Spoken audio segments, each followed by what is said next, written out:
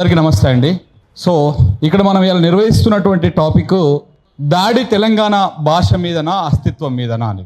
100% భాష మీద కాదు, ఎందుకంటే భాష వాళ్ళది కాదు. ఇది ఆల్రెడీ మన పెద్దలందరూ చెప్పారు. తెలుగు భాష తెలంగాణ వాడి సొత్తు, తెలంగాణ నుంచే వస్తున్నటువంటిది. సో కాబట్టి భాష మీద దాడి కాదు, ఇది భాష మనదే, వాళ్ళకు లేనిది అది. ఇక అస్తిత్వం మీద దాడి ఎట్లా చేస్తున్నారు అనేది నేను ఒక 2 నిమిషాలు స్టార్టింగ్ నుంచి చెప్పేటువంటి ప్రయత్నం చేస్తాను.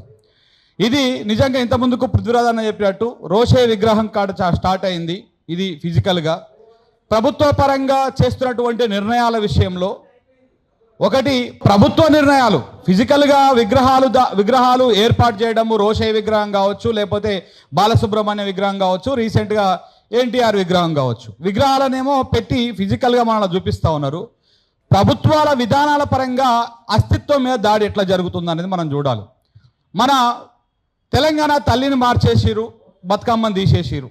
సరే, బతుకమ్మ మన తెలంగాణలో మన మన మన రాష్ట్ర పండుగ. మనము ప్రతి గల్లీలో ప్రతి ఊరిలో చేసుకున్నటువంటి పండుగ.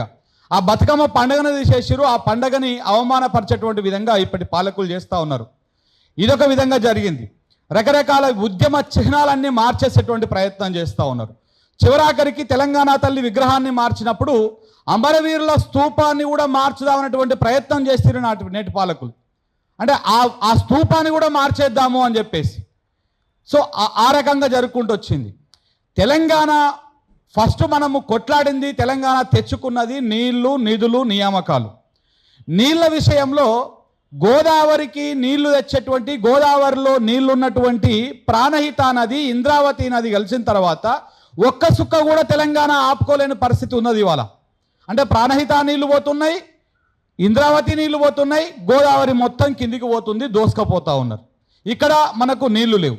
ఇటు ఇప్పుడు కృష్ణానది మీద చూసుకుంటే తుంగభద్ర నది, కృష్ణానదికి నీళ్లు తెచ్చేది, ఎక్కువ వాటర్ తీసుకొచ్చేది ఒకటి భీమా, ఇంకొకటి తుంగభద్ర. ఈ తుంగభద్ర నది మీద కూడా ఇప్పుడు కర్ణాటక కడుతున్నది, ఆంధ్రప్రదేశ్ కడుతున్నది.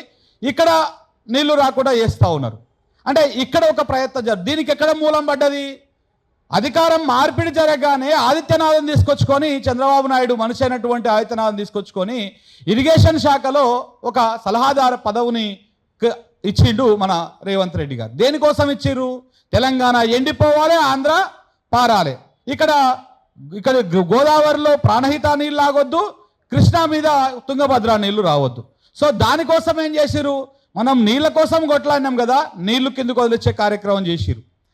నిధుల కోసం, నియామకాల కోసం కొట్లాడినాం కదా. ఇవాళ ప్రతి గవర్నమెంట్ డిపార్ట్మెంట్కి పోయి చూడండి. నాకు నిన్న కొంతమంది తెలంగాణ ప్రేమికులు ఇక్కడనే ఇదే రౌండ్ టేబుల్లో సమావేశంలో పార్టిసిపేట్ చేసినట్టు కొంతమంది నాకు కొంత లిస్టు పంపించారు. ఇవాళ ఓపెన్ అంబేద్కర్ యూనివర్సిటీ ఉన్నది కదా, ఓపెన్ యూనివర్సిటీ. ఆ యూనివర్సిటీకి మన తెలంగాణ ఉద్యమకారుడు వీసీగా ఉంటారు. ఆ యూనివర్సిటీలో మొత్తం ఆంధ్రలో ఉంటారు, హెచ్ఓడీలుగా వీళ్ళంతా. సో ఇట్లా సీఎంఓ ఆఫీస్లో మొత్తం ఆంధ్రలోదే పెత్తనం అయిపోతుంది. ఇలా సీఎంఓ ఆఫీస్లో అట్లనే, ఇరిగేషన్ శాఖలో అట్లనే, విద్యుత్ శాఖలో అట్లనే, రెడ్కో ఆఫీస్లో మొత్తం ఒకరిద్దరు తప్ప మొత్తం ఆంధ్రుల చేతిలోనే ఉన్నది. ఇవాళ ఓన్లీ మన భాష మీదనే కాదు వీళ్ళు దాడి చేసేది. ఇంతకు ముందుకు సార్ అన్నారు, ఏమన్నారు? మనల భాష విషయంలో మనల డిఫెన్స్లో పడేసి వీళ్ళు నిధులు ఎత్తుకపోతూ ఉంటారు, నియామకాలు ఎత్తుకపోతూ ఉంటారు, నీళ్ళు ఎత్తుకపోతూ ఉంటారు అని. ఇప్పుడు అదే జరుగుతున్నది. మన భాష విషయంలో కాకతీయ తోరణం ఎందుకు తీసేస్తున్నావు రేవంత్ రెడ్డి అని మనం కొట్లాడుతూ ఉంటాం. ఈ కొట్లాట లోపల చంద్రబాబు నాయుడుకు చేసేదంతా చేసేస్తూనే ఉంటాడు రేవంత్ రెడ్డి. మనం ఇలా ఎవడో మన ఇడుపు కాగితం మీద అక్కడ ఎవడో టీడీపీ సన్నాసులు, కొంతమంది పచ్చమూకలు, కొంతమంది పిచ్చి సైకోలు అక్కడ కామెంట్లు చేస్తూ ఉంటారు. మనం దాని మీద మాట్లాడుతూ ఉంటాం. తుంగభద్ర నది మీద అక్కడ కర్ణాటక ఒక బ్యారేజ్ కడుతుంది, 2 బరేస్కం రోడ్లు కడుతుంది, ఒక లిఫ్ట్ కడుతుంది. మన చంద్రబాబు నాయుడు ఒక గుండ్రేవుల ప్రాజెక్టు కడతాడు, అక్కడ నీళ్ళు మొత్తం ఎత్తుకపోతూ ఉంటారు.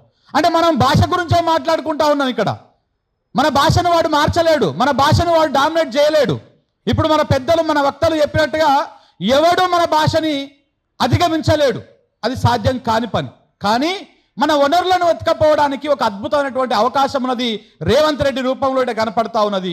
రేవంత్ రెడ్డి ఉన్నన్ని రోజులు గత పాలకులు సొక్కం పూసలని నేనేం చెప్పట్లేదు, అప్పుడు వాళ్ళు సహకరించి ఉండొచ్చు, ఇప్పుడు ఈయన ఇంకా అంతకంటే ఎక్కువ సహకరిస్తూ ఉన్నాడు.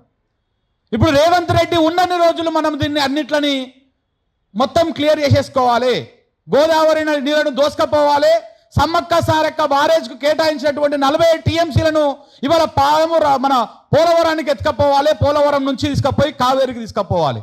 జాతీయ ప్రాజెక్ట్ వస్తే మళ్ళా ఏపీకే పోలవరం జాతీయ ప్రాజెక్టే, మళ్ళీ గోదావరి కావేరి జాతీయ ప్రాజెక్టే. తెలంగాణకు సంబంధం లేకుండా, తెలంగాణ సొంటి రాకుండా మొత్తం నీళ్ళని ఎత్తుకొని పోయేటువంటి ప్రయత్నం. ఇదంతా అస్తిత్వం మీద కొట్లాట, అస్తిత్వం మీద కుట్రనే ఇదంతా కూడా. ఇటు గోదావరి మీద అదే జరుగుతుంది, కృష్ణా మీద అదే జరుగుతున్నది. సో ఎందుకు ఇక్కడ రేవంత్ రెడ్డి ఉన్నన్ని రోజులు మన ఈ పప్పులు ఉడుకుతాయి. రేవంత్ రెడ్డి రేపు తర్వాత ఇంకా ఎట్లయినా పోని, అందుకని ఈ ప్రయత్నాలు జరుగుతూ ఉన్నాయి.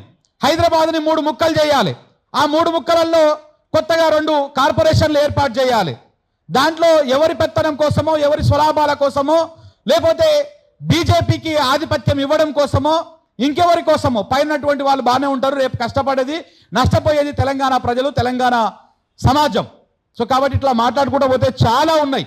ఇలా ఉత్తమ్ కుమార్ రెడ్డి గారిని ఉత్తమ్ కుమార్ రెడ్డి చేసి పడేసారు. మొన్న ఆడ 3 ముఖ్యమంత్రులు, ఒక కేంద్ర మంత్రి, 4 కలిసి కూర్చొని మాట్లాడుకున్నారంట. అది అయిపోయిందంట అప్పుడే. ఇక్కడ ఈ గోదావరి కావేరికి అనుసంధానానికి బనకచర్లకు ఈ 3 కలిసి సంతకాలు పెట్టుకున్నారంట, మాట్లాడుకున్నారు. అది బయటికి రాదు. ఇది ఎక్కడ ఎఫెక్ట్ పడుతుంది, ఎప్పుడు ఎఫెక్ట్ పడుతుంది? మనం ఇలా మాట్లాడుతున్నాం కదా, ఒక 10 ఏళ్ళ తర్వాత అది కనపడుతుంది దాని ఎఫెక్ట్. ఆ రోజు 1956లో ఏ రకంగా అయితే మన అప్పుడున్నటువంటి పాలకులు ముందు చూపు లేకుండా పదవులకు ఆశపడి, ఆర్థికంగా లాభపడి పెదవులు మూర్చుకున్నటువంటి ఆ నాయకులందరూ చేసినటువంటి తప్పిదం వల్ల మనం 60 ఏళ్ళు నష్టపోయినాం. ఇప్పుడు ఈనాటి నాయకులు వేస్తున్నటువంటి తప్పిదాల వల్ల రేపు మళ్ళీ మన పిల్లల తరం కూడా నష్టపోవాల్సినటువంటి పరిస్థితి వస్తుంది. ఇదంతా అక్కడికే. ఇది అస్తిత్వం మీద దాడే, భాష మీద దాడి చేయనిక వారి తాతల తరం కాదు అది. ఎందుకంటే తెలుగు మనది, తెలంగాణ మనది, అసలైన తెలుగు మనదే, సిసలైన తెలుగు మనదే అని చెప్పేసి మన వాళ్ళందరూ కూడా చెప్తూనే ఉన్నారు. ఆల్రెడీ పెద్ద పెద్ద పుస్తకాలు రాసిరు, చాలా స్పీచ్లు కూడా ఉన్నాయి, చాలా ఆధారాలు కూడా ఉన్నాయి. సో కాబట్టి మనం జాగృతం కావాల్సింది ఎక్కడ?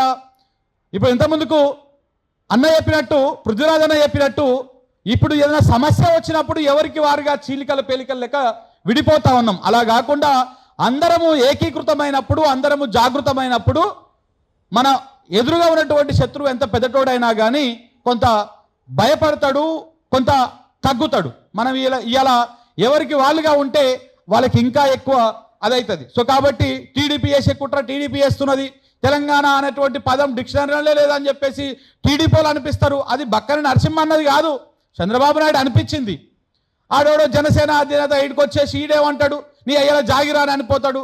ఇంకొక ఆయన బీజేపీ అయిన పార్లమెంట్లో ఏమంటాడు, తెలంగాణ రాష్ట్ర ఏర్పాటుని పాకిస్తాన్తో పోలుస్తారు. ఈడ ఉన్నటువంటి పిల్ల బత్తాయిలు, లేత బత్తాయిలు, ముదురు బత్తాయిలు వీళ్ళేమంటారు, ఇది కాశ్మీర్ అని అంటారు. సో ఇట్లా అంటే మనల మొత్తాన్ని ఒక డిఫెన్స్లో పడేసి మన వనరుల మీద, మన నీళ్ల మీద, నిధుల మీద, నియామకాల మీద మళ్ళీ పెత్తనం కోసం ప్రయత్నమే ఇదంతా కూడా. ఇది మనం గమనించాల్సినటువంటి అవసరం ఉందని చెప్తూ మిత్రులందరికీ ఈ ప్రోగ్రాం ఏదైతే కండక్ట్ చేసిరో ఈ తెలంగాణ డిజిటల్ జర్నలిస్టులందరికీ కూడా ధన్యవాదాలు చెప్తా ఉన్నా. Thank you very much.